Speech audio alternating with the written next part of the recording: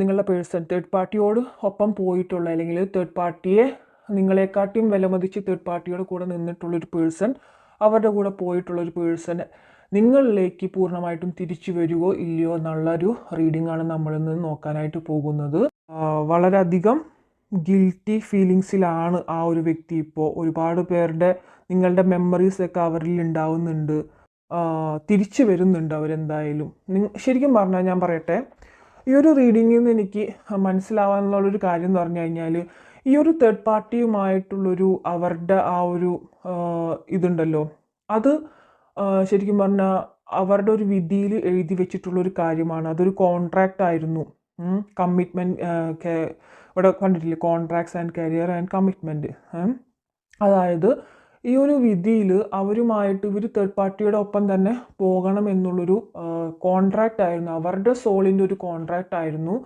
അത് എന്തെന്ന് വെച്ച് കഴിഞ്ഞാൽ അവർ പല പാഠങ്ങളും ഇനിയും പഠിക്കാനുണ്ട് എന്നുള്ളതാണ്.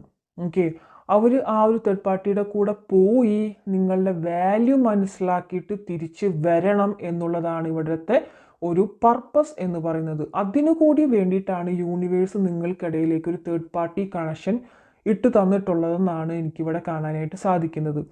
അതൊരു അവരുടെ ഒരു വിധി, നിങ്ങളുടെ ഒരു വിധി അല്ലെങ്കിൽ അവരുടെ ഒരു വിധി എന്ന് വെച്ചാൽ, വിധി എന്ന് പറയുന്നത് വിധിയല്ല, സോറി, അതൊരു സോൾ കോൺട്രാക്റ്റ് ആയിരുന്നു. അങ്ങനെ പോകണം, അങ്ങനെ പോയാൽ മാത്രമേ നിങ്ങളുടെ വാല്യൂ അവർക്ക് പൂർണ്ണമായിട്ടും മനസ്സിലാവത്തുള്ളൂ.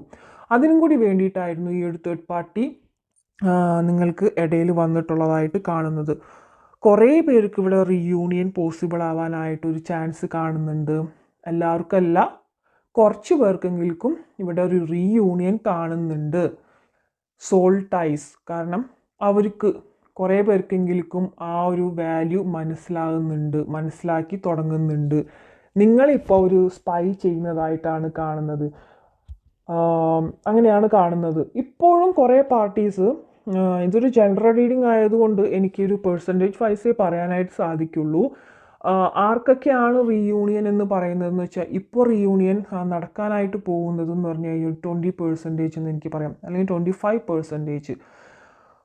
ബാക്കിയുള്ളവർ ഇപ്പോഴും തേർഡ് പാർട്ടിയിൽ തന്നെയാണ്, എക്സ്റ്റേണൽ തേർഡ് പാർട്ടീസിലാണ് അവർ വളരെയധികം എൻജോയ് ചെയ്തിട്ട് പോകുന്നുണ്ട്. പക്ഷേ ഫുൾ ടൈം എൻജോയ്മെൻ്റ് ഒന്നല്ല, അതൊരു ഫിസിക്കൽ എൻജോയ്മെൻറ്റ് മാത്രമാണെന്നാണ് കാണുന്നത്. മെൻ്റലി ഉള്ളൊരു എൻജോയ്മെൻറ്റ് അത് ഓഫ് കോഴ്സ് നിങ്ങളുടെ കൂടെ തന്നെ ആയിരുന്നു എന്നാണ് കാണുന്നത്. ശരിക്കും പറഞ്ഞാൽ യൂണിയൻ ഇവിടെ 2 തവണ വന്നിട്ടുണ്ട്. ഇൻ്റഗ്രേഷൻ, യൂണിയൻ, സോൾ ടൈസ് ആണ് വന്നിട്ടുള്ളത്.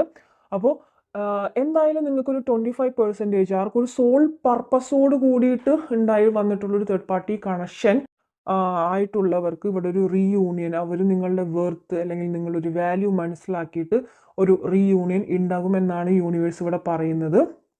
പക്ഷേ അത് പെട്ടെന്ന് എന്നൊന്നും ഞാൻ പറയുന്നില്ല. പക്ഷെ ഇവിടെ ഒരു റീയൂണിയൻ 25% ആൾക്കാർക്കും വരുന്നുണ്ട്, കാരണം അവരുടെ ഒരു സോൾ പർപ്പസ് അവിടെ ആവുന്നുണ്ട്. ഓക്കെ, പിന്നെ ഒരുപാട് പേരെ ഇപ്പോഴും അവർ വാച്ച് ചെയ്യുന്നുണ്ട്.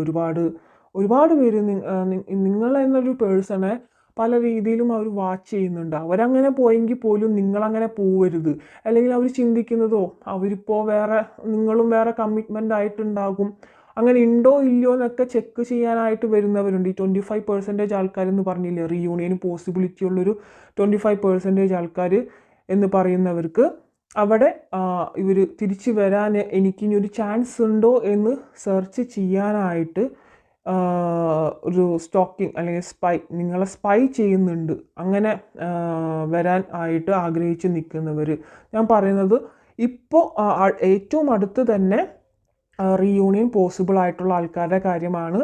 എല്ലാവർക്കും ഇവിടെ ഒരു റീയൂണിയൻ ഉണ്ട്, കാരണം ഇവിടെ ഒരു സോൾ പർപ്പസ് അല്ലെങ്കിൽ അവരുടെ ഒരു സോൾ പർപ്പസ് ആയിരുന്നു ഇവിടെ ഒരു തേർഡ് പാർട്ടിയിലേക്ക് പോയിട്ട് അവരിൽ നിന്നും പല കർമാസ് അവർ വാങ്ങിയിട്ട് അക്സെപ്റ്റ് ചെയ്തിട്ട് നിങ്ങളുടെ വാല്യൂ കൂടി മനസ്സിലാക്കി ഒരുപാട് പാസ്റ്റ് ലൈഫ് കർമാസ് കൂടി ബന്ധപ്പെട്ടിട്ടുള്ളതായിട്ട് ഇതിൽ കാണുന്നുണ്ട് തേർഡ് പാർട്ടി കണക്ഷൻ വന്നവരിൽ. ഓക്കെ, ഒരുപാട് ട്വിൻ ഫ്ലെയിം കണക്ഷൻസും ഞാനിവിടെ കാണുന്നുണ്ട്. ട്വിൻ ഫ്ലെയിം കണക്ഷനിൽ ഓഫ് കോഴ്സ് അവിടെ ഒരു തേർഡ് പാർട്ടി കണക്ഷൻ റിലേഷൻഷിപ്പിൽ എന്തായാലും വന്നിരിക്കും. അതാണ് ഒരു പ്രപഞ്ച ശക്തി, പ്രപഞ്ച നിയമം എന്ന് പറയുന്നത് ട്വിൻ ഫ്ലെയിമിൽ.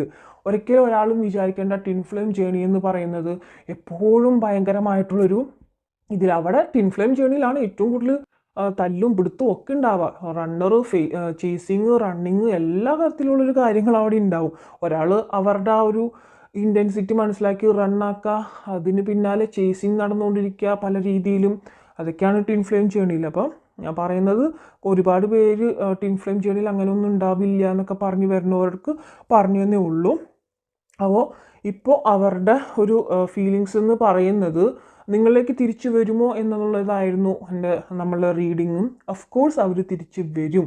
ഓക്കെ, അത് ആ ഒരു തേർഡ് പാർട്ടിയിൽ നിന്നും കിട്ടുന്ന കർമാസ് അവർ ആക്സെപ്റ്റ് ചെയ്തുകൊണ്ടായിരിക്കും നിങ്ങളുടെ അടുത്തേക്ക് തിരിച്ചു വരുന്നത്. പക്ഷെ തേർഡ് പാർട്ടി എന്ന് പറയുമ്പോൾ അവർ ഉപേക്ഷിച്ച് പോന്നാൽ ആ ഒരു തേർഡ് പാർട്ടി ഒഴിഞ്ഞു പോകണമെന്നും ഇല്ല. കാരണം അങ്ങനെയും കാണുന്നുണ്ട്. കാരണം external third parties connection vibration ഇവിടെ വന്നിട്ടുള്ളത് കൊണ്ടാണ് പറയുന്നത്. ഓഫ് കോഴ്സ് ഇതൊരു പർപ്പസ് തന്നെയാണ്. പക്ഷെ അവരെ ഉപേക്ഷിച്ച് ഈ ഒരു പേഴ്സൺ വന്നാലും അവർ അങ്ങനെ വിട്ടിട്ട് പോകണം എന്നും ഉള്ള കാര്യങ്ങളും ഇല്ല. നമ്മളുടെ പേഴ്സൻ്റെ പർപ്പസ് എന്ന് പറയുന്നത് ഇതിലേക്ക് പോയിട്ട് അവരുടെ കർമാസ് ആക്സെപ്റ്റ് ചെയ്തിട്ട് വരിക എന്നുള്ളത് മാത്രമായിരുന്നു. അത് അവർ കംപ്ലീറ്റ് ചെയ്ത് വരും. പക്ഷേ ആ ഒരു തേർഡ് പാർട്ടി ശരിക്കും പറഞ്ഞാൽ വീണ്ടും നിങ്ങളുടെ ഒരു റിലേഷൻഷിപ്പിൽ സ്ട്രഗിൾസ് തന്നുകൊണ്ട് തന്നെ ഇരിക്കും. പിന്നെ ഒരുപാട് പേർക്ക് ഇപ്പോൾ അവരുടെ ഡ്രീമിൽ വരുന്നുണ്ടായിരിക്കും. കുറേ പേർക്കെങ്കിലും, ഒരുപാട് പേർക്ക് ഞാൻ പറയുന്നില്ല, കുറേ പേർക്കെങ്കിലും അവരുടെ നിങ്ങളുടെ ഒരു ഡ്രീമിൽ അവർ വരുന്നുണ്ടായിരിക്കും. അവർ നിങ്ങളെക്കുറിച്ചുള്ളൊരു ചിന്തകൾ കൂടുമ്പോഴാണ്. കാരണം ഈ തേർഡ് പാർട്ടിയിൽ നിന്നും കർമാസ് കിട്ടുന്നത് മുതലാണ് നിങ്ങളുടെ വേർത്ത് മനസ്സിലാക്കുമ്പോൾ ഒരുപാട് നിങ്ങളെ ചിന്തിക്കുന്നുണ്ട്. നിങ്ങളെ വാല്യൂ അവർ മനസ്സിലാക്കിയില്ല. ഞാൻ എന്തിനിതുപോലെ ചെയ്തു, എനിക്ക് കിട്ടേണ്ടത് ദൈവത്തിൽ നിന്നും കിട്ടുന്നുണ്ട്, നിങ്ങൾ എന്തെടുക്കായിരിക്കും, നിങ്ങൾ ഇനി വേറെ കമ്മിറ്റ്മെൻറ്റിലായോ എന്നൊക്കെ ഉള്ള കാര്യങ്ങളിലൊക്കെ അവർ തിങ്ക് ചെയ്യുന്നുണ്ട്, സ്പൈ ചെയ്യുന്നുണ്ട്, അന്വേഷിക്കുന്നുണ്ട്. ഓക്കെ, അതാണ് നിങ്ങൾക്ക് മെയിനായിട്ട് ഇവിടെ കാണാനുണ്ട്. ഞാൻ പറയുന്നത് ഒരു 5% ആൾക്കാർ അല്ലെങ്കിൽ 10% ആൾക്കാർ ഇപ്പോഴും തേർഡ് പാർട്ടിയിൽ എൻജോയ് ചെയ്ത് വന്നവരുണ്ട്. അത് അവർക്ക് കർമാസ് വീണ്ടും അത് ഫുള്ളായിട്ടില്ല, അതുകൊണ്ടായിരിക്കണം. അതും എക്സ്റ്റേണൽ, അതായത് ഫിസിക്കൽ അങ്ങനത്തെ ഒരു കാര്യങ്ങളിലാണ് അവർ സന്തോഷം കണ്ടെത്തുന്നത്. ഒരിക്കലും മെൻ്റലി സാറ്റിസ്ഫൈഡ് ആയിട്ട് നിൽക്കുന്നില്ല അവരുടെ സോൾ ഇതിൽ നോക്കുമ്പോൾ. കാരണം the dark night, the moon എനർജിയാണ് വന്നിട്ടുള്ളത്. അതുകൊണ്ടാണ് ഞാൻ അങ്ങനെ പറഞ്ഞത്. അപ്പോൾ ഒരുപാട് ക്ലാരിറ്റി നിങ്ങൾക്ക് ഉണ്ടാവാൻ പോകുന്നുണ്ട്. അവർക്കും നിങ്ങൾക്കും മെയിനായിട്ട് അവർക്കാണ് ഈ ഒരു നിങ്ങളുമായിട്ടുള്ള റിലേഷൻഷിപ്പ് എന്തായിരുന്നു എന്നുള്ളൊരു ക്ലാരിറ്റി ദൈവത്തിന് അല്ലെങ്കിൽ യൂണിവേഴ്സ് അവരെ മനസ്സിലാക്കി കൊടുക്കാനായിട്ട് പോകുന്നത്. ഓക്കെ, അവരുടെ ഇന്നർ ചൈൽഡ് ഇപ്പോൾ ഭയങ്കരമായിട്ട് ഇൻസെക്യൂരിറ്റീസ് കാണിച്ചുകൊണ്ടിരിക്കുകയാണ്. കാരണം അവരുടെ സോള് നിങ്ങളിലേക്ക് വരാനായിട്ട് ആഗ്രഹിക്കുന്നുണ്ട്, ഒരു ക്ഷമാപണം നടത്താനും കൂടി ആഗ്രഹിക്കുന്നുണ്ട്. പക്ഷെ ഒരുപാട് ഗിൽറ്റി ഫീലിങ്സ് ആണ്. ഗിൽറ്റി ഫീലിങ്സ് എന്താണെന്ന് വെച്ച് കഴിഞ്ഞാൽ എന്താ പറയുക, മലയാളത്തിൽ ഗിൽറ്റി ഫീലിങ്സ് വളരെയധികം ഒരു നാണക്കേടൊക്കില്ലേ. കാരണം അവർ ചെയ്തു പോയത് അത്രയും നല്ലൊരു കാര്യമല്ല.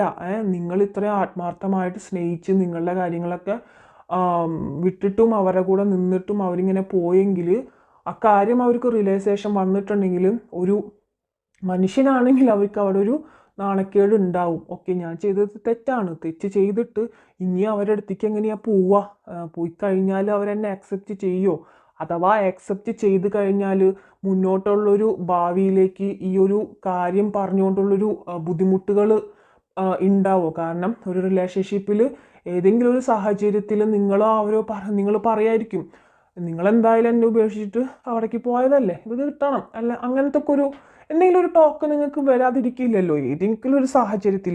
അപ്പോൾ അങ്ങനെ വരുമോ എന്നുള്ളൊരു പേടിയും കാര്യങ്ങൾ, അതാണ് ഇൻസെക്യൂരിറ്റി എന്ന് പറഞ്ഞത്.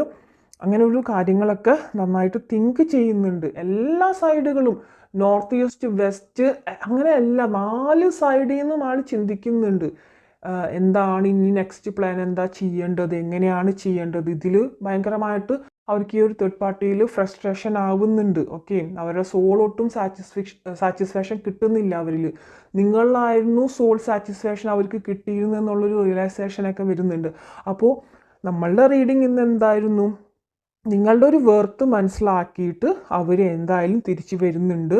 മോസ്റ്റ് ഓഫ് ദ കേസസിലും ഇതൊരു പർപ്പസ് ആയിരുന്നു, അവരുടെ ഒരു സോൾ പർപ്പസ് ആയിരുന്നു, കർമാസ് ആക്സെപ്റ്റ് ചെയ്യാനുള്ള പർപ്പസ്. അതായത് കഴിഞ്ഞ ജന്മത്തിലും ഇതേ ഒരവസ്ഥയിൽ നിന്ന് പാസ്റ്റ് ലൈഫ് കണക്ഷനായിട്ട് ബന്ധപ്പെട്ട് വന്നിട്ടുള്ളൊരു കർമ്മയാണിത്. അപ്പോൾ നിങ്ങൾ ഒന്നുകൊണ്ടും വിഷമിക്കേണ്ട, അങ്ങനെ ആയിപ്പോയി, അല്ലെങ്കിൽ അയാൾ അങ്ങനെ ചെയ്തില്ലേ, ഇനിയിപ്പോൾ തിരിച്ച് ഞാൻ വന്നാലും ആക്സെപ്റ്റ് ചെയ്യില്ല, എന്നാലും ഒരു റീഡിങ് കണ്ടേക്കാം എന്ന് പറഞ്ഞ് കാണുന്നവരും കുറേ പേരുണ്ടായിരിക്കാം. പക്ഷേ അവരുടെ അടുത്ത് നിങ്ങൾക്കൊരു ദേഷ്യവും തോന്നണ്ട. അത് അവരുടെ ഒരു കർമ്മയായിരുന്നു. ആ കർമ്മ ഈ ഒരു ജന്മത്തെ അവർക്ക് കിട്ടണം. നിങ്ങളുടെ ഒരു വാല്യൂ മനസ്സിലാവണമെങ്കിൽ അവരിതുപോലെ പോയേ മതിയാവൂ എന്നുള്ളതാണ് ഇവിടുത്തെ ഒരു കർമ്മ അല്ലെങ്കിൽ പർപ്പസ്. അതിൽ അവരെ ഒരു ദേഷ്യവും അവരെ കാണണ്ട കേട്ടോ. അതാണ് എനിക്ക് പറയാനായിട്ടുള്ളത്.